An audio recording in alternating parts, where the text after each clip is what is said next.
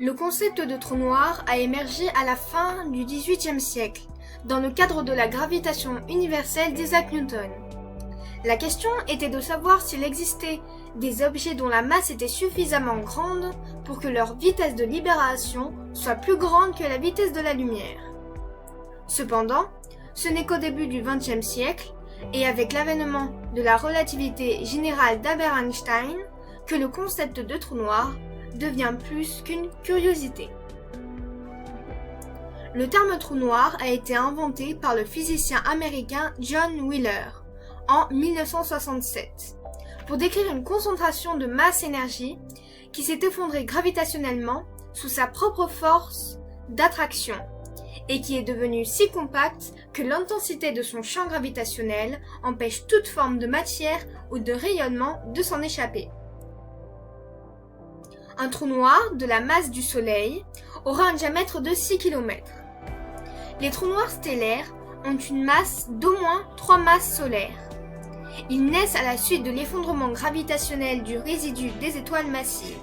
En effet, lorsque la combustion par les réactions thermonucléaires dans le cœur de l'étoile massive se termine, faute de carburant, une supernova se produit. Cette dernière peut laisser derrière elle un cœur qui continue à s'effondrer rapidement.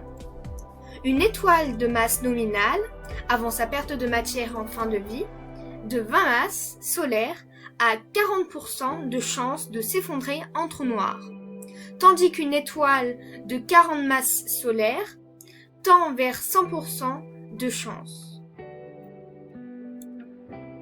Les trous noirs supermassifs ont une masse comprise entre quelques millions et quelques milliards de masses solaires. Ils se trouvent au centre des galaxies. Les noyaux de galaxies, qui sont ainsi plus lumineux qu'une simple superposition d'étoiles, sont alors appelés noyaux actifs de galaxies. Les trous noirs intermédiaires sont des objets récemment découverts et ont une masse entre 100 et 10 000 masses solaires. Dans les années 1970, les trous noirs de masse intermédiaire étaient supposés se former dans le cœur des amas globulaires, mais aucune observation ne venait soutenir cette hypothèse. Les trous noirs primordiaux, aussi appelés micro-trous noirs ou trous noirs quantiques, auraient une taille très petite. Ils se seraient formés durant le Big Bang, à la suite de l'effondrement gravitationnel de petites surdensités dans l'univers primordial. Les deux seules classes de trous noirs pour lesquelles on dispose d'observations nombreuses sont les trous noirs stellaires et supermassifs. Le trou noir supermassif le plus proche est celui qui se trouve au centre de notre galaxie.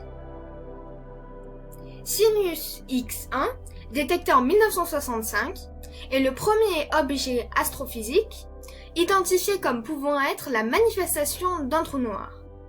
C'est un système binaire qui serait constitué d'un trou noir en rotation et d'une étoile géante.